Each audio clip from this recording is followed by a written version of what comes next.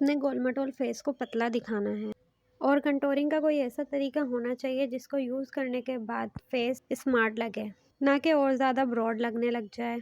इतनी सर्दी में अपनी ड्राई स्किन को कैसे मॉइस्चराइज़ रखना है और अपने लो कवरेज फाउंडेशन को किस तरह यूज़ करना है कि वो हाई कवरेज बन जाए। इन सारे टिप्स को मैं आज आपके साथ शेयर करने वाली हूँ, तो मेरी वीडियो को आपने स्टार्ट से एंड तक देखना है और कहीं पर भी स्किप नहीं करना। अच्छा, विंटर सीजन में हमारा इन्वायरमेंट इतना ड्राई होता है कि हमारी स्किन इफेक्टिव होती ही होती है, क्योंकि सर्दियों में आपकी इन्वायरमेंट में, आपकी हवा में ही मॉइस्चर नहीं है, तो हाउ इट्स पॉसिबल कि आपकी स्किन मॉइस्चराइज रहेगी। तो आपको अपनी स्किन मॉइस्चराइज रखने के लिए कुछ ऐसी प्रोडक्ट यूज़ करनी पड़ती है कि आपकी स्किन मॉइस्चराइज रहे। सो यहाँ पे मैं मॉइस्चराइज़र यूज़ कर रही हूँ। नेचुरल हनी के नाम से ये मॉइस्चराइज़र मौजूद है। बिफोर मेकअप में ये मॉइस्चराइज़र यूज़ कर रही हूँ कि मेरा मेकअप जो है फ्लॉलेस रहे। ये मॉइस्चराइज़र टेक्सचर में थोड़ा सा ग्रीसी है, सो ड्राई स्किन वालों के लिए ये बेस्ट है। ऑयली स्किन वाले इसकी थोड़ी सी क्वांटिटी यूज़ कर सकते हैं, इतनी ज़्यादा क्वांटिटी में अप्लाई नहीं करना है। बिफोर मेकअप ये टिप है कि अगर आप अपने लिप को मॉइस्चराइज कर लें, जैसे मैंने बेबी लिप्स लगा के अपने लिप्स को मॉइस्चराइज किया है,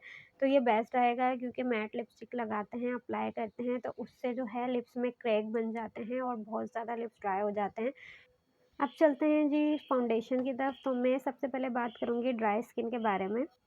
अगर आपकी स्किन ड्राई है या सीजनली ड्राई हो गई है, तो आप कोई ऐसा फाउंडेशन यूज़ करें जो कि डूई इफ़ेक्ट हो। सो मैं यहाँ पे रिकमेंड करूँगी आप लोगों को मिस रोज़ की सिल्क फ्लॉलेस फाउंडेशन। ये बहुत लाइट वेट सा फाउंडेशन है, लेकिन ये बहुत ग्लोई और फ्लॉलेस फाउंडेशन है, तो आपकी बेस बहुत अच्छी बनेगी, स्पेशली अगर आपकी स्किन ड्राई है या फिर आप सर्दियों में बेस बना रहे हो। लेकिन अगर आपकी स्किन ऑयली है और सर्दियों में भी ऑयली रहती है, तो फिर मैं आपको रिकमेंड करूँगी टॉप फेस की मैट फाउंडेशन, जिसका शेड 006 है। और आपको पता है, और अगर नहीं भी पता तो मैं आपको बता देती हूँ, एशियन स्किन टोन होती हैं तो उनका अंडरटोन पिगमेंट येलो होता है। अगर आप कोई ऐसा फाउंडेशन यूज़ करोगे जिसका अंडरटोन पिगमेंट येलो की तरफ हो, तो आपकी बेस बहुत अच्छी बनेगी, लॉन्ग लास्टिंग रहेगी और नेचुरल लगेगी, ओवर नहीं लगेगी। इवन आप हैवी करके भी लगाओगी तो वो ओवर नहीं लगेगी। अगर आपकी स्किन का कॉम्प्लेक्शन मेरी तरह मीडियम है, तो आप बेज कलर के फाउंडेशन अगर आप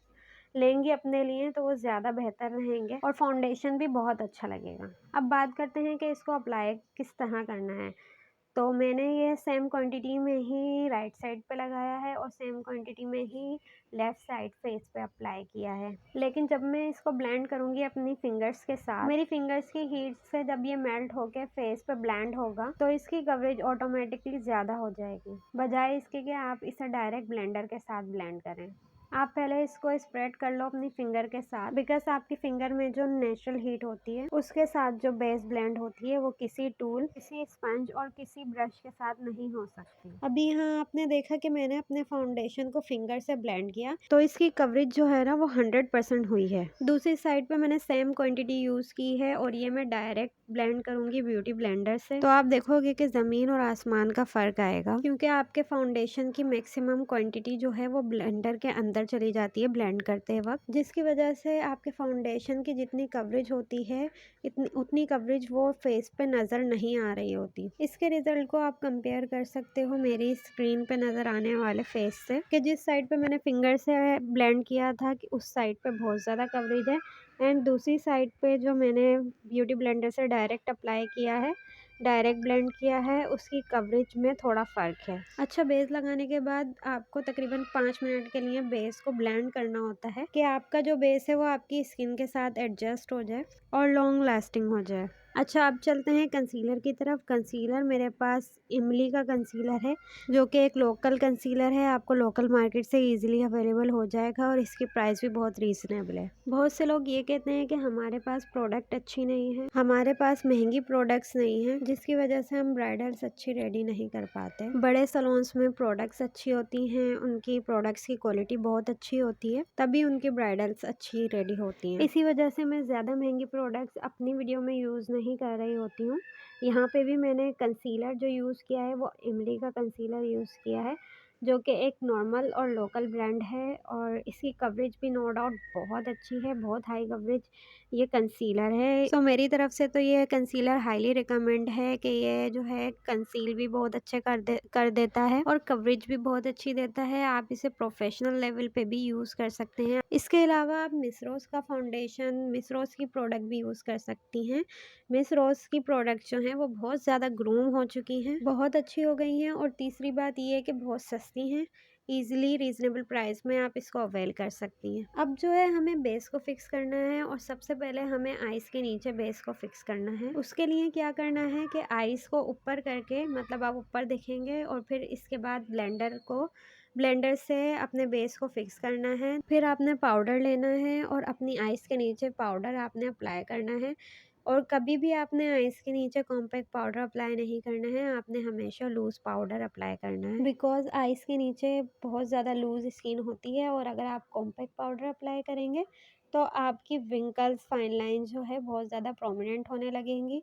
इसलिए हमेशा लूज़ पाउडर अपनी अंडर आई के नीचे यूज़ करना चाहिए। दूसरी बात, आपने लूज़ पाउडर अप्लाई करते वक़्त बिल्कुल भी स्माइल नहीं करनी है जब तक आप अपने फाउंडेशन को, अपने बेस को प्रॉपर तरीके से सेट नहीं कर लेते। तो आपने सबसे पहले आइज़ के नीचे से बेस फिक्स करनी है, फिर लिप्स के साइड से बेस फिक्स करनी है, देन फिर आपने अपने नोज़ के साइड से बेस फिक्स करनी है। और आपको अगर ऐसा लग रहा है कि कहीं से आपका बेस अनइवन है तो पहले आपने ब्यूटी ब्लेंडर की हेल्प से अपने बेस को इवन करना है, देन फिर आपने उसके बाद अपने फेस को, अपने फाउंडेशन को सेट करना है। देन फिर आप इजीली अपने चिक्स से बेस फिक्स कर सकते हो, देन फिर फोरहेड से बेस फिक्स कर सकते हो और लास्ट में नेक पे फिर आप अपने बेस को फिक्स कर सकते हैं। डरना नहीं है कि पाउडर बहुत ज़्यादा हो गया है, अब हम इजीली इसको डस्ट ऑफ कर देंगे किसी भी ब्रश की हेल्प से। इसके लिए आपको कोई भी फैन ब्रश चाहिए होगा या कोई बिग साइज़ का कोई भी ब्रश हो, इससे आप अपने जो है एक्स्ट्रा पाउडर को डस्ट ऑफ कर सकते हैं। पूरे फेस पे डस्ट ऑफ करके आप एक्स्ट्रा पाउडर जो है वो हटा दीजिए। बहुत ज़्यादा हार्डली ब्रश को दबाना नहीं है और ब्रश को अपने फेस पे रगड़ना नहीं है, वरना आपकी बेस जो है वो उखड़ भी सकती है। और अपने हाथों का प्रेशर नॉर्मल रखना है और आपके फेस पे जितना भी पाउडर है, एक्स्ट्रा पाउडर आपने डस्ट ऑफ कर देना है। अब चलते हैं कंटोरिंग की तरफ। मैं जो कंटोर पैलेट यूज़ कर रही हूँ इसके 2 शेड्स हैं। इसमें जो 2 शेड्स हैं, एक लाइट है, एक डार्क है। तो मैं लाइट वाला शेड अप्लाई ज़्यादातर मैं लाइट वाला शेड अप्लाई करती हूँ।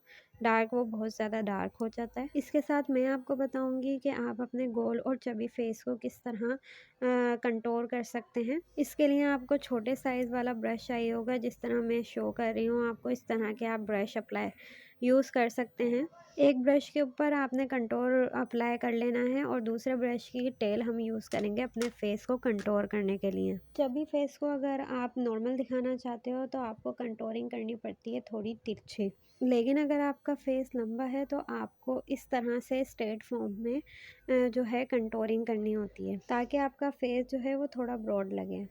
अब हमें कंटोरिंग करनी है तो हमें क्या करना है कि जो हमारे कान का बिल्कुल ऊपर वाला पार्ट होता है, बिल्कुल ऊपर वाला पार्ट, वहाँ आपने अपने ब्रश की टेल को रखना है और उसे इतना टेढ़ा करना है कि वो आपके लिप के कॉर्नर तक आए। ये बिल्कुल परफेक्ट एरिया होता है आपके चबी फेस को कंटोर करने का। बहुत सारे लोग क्या करते हैं कि अपने फेस की कंटोरिंग स्टार्ट करते हैं बिल्कुल ऊपर से, अब मतलब कि अपने कनपटी के भी ऊपर वाले एरिया से स्टार्ट करते हैं। आपको पता है जो आपका कंटोर लाइन होता है, आपका ब्लशन जो अप्लाई होता है वो आपके कंटोर लाइन से ऊपर अप्लाई होता है और फिर उस ब्लशन से थोड़ा ऊपर करके हाइलाइटर अप्लाई होता है। तो अगर आप अपना कंटोर ही इतना ऊपर चढ़ा के करोगे तो आपका ब्लशन कहाँ जाके अप्लाई होगा और फिर हाइलाइटर कहाँ अप्लाई होगा। तो ये आप खुद ही सोच लो कि आपका हाइलाइटर कहाँ जाके अप्लाई होगा। सो ये बिल्कुल रॉन्ग तरीका है, इतनी ऊपर चढ़ा के आपने कंटोरिंग नहीं करनी है। ये आप खुद देख लो, ये बिल्कुल भी तिरछी जो है कंटोरिंग नहीं बन रही, ये बिल्कुल स्ट्रेट कंटोरिंग हो रही है और ये 80 का एंगल लग रहा है, जो कि बिल्कुल भी सही नहीं है। सो आपने ये करना है कि आपने अपने ब्रश की टेल को अपने एयर के टॉप वाले पार्ट में रखना है और ब्रश की टेल को आपने इतना टेढ़ा रखना है कि वो आपके लिप के कॉर्नर तक आए। सो फिर आपने कंटोरिंग करनी है। सो ये बिल्कुल परफेक्ट एरिया है आपके गोल और चबी फेस को कंटोर करने का। और यह आपने अपनी डबल चिन को कंट्रोल करने के लिए अपने कान के नीचे वाले हिस्से को इस तरीके से खींचना है और वहाँ पे इस तरह से ब्रश रखना है जिस तरीके से मैं रख रही हूँ। और यह आपकी मार्जिन लाइन है जहाँ पे आपने कंटूर अप्लाई करना है और बिल्कुल आपने इसे चिन तक टेढ़ा नहीं लेके जाना, बल्कि इससे सिर्फ और सिर्फ अपनी जॉ लाइन को कंट्रोल करना है आपने। हमें अपने फेस को लंबा दिखाना है, ना कि और ज़्यादा दबा हुआ। सो इसके लिए जितनी तिरछी रख के आपने चीक्स की कंटूरिंग की है, उतनी ही तिरछी रख के आपने अपनी जॉ लाइन पे कंटूर करना है।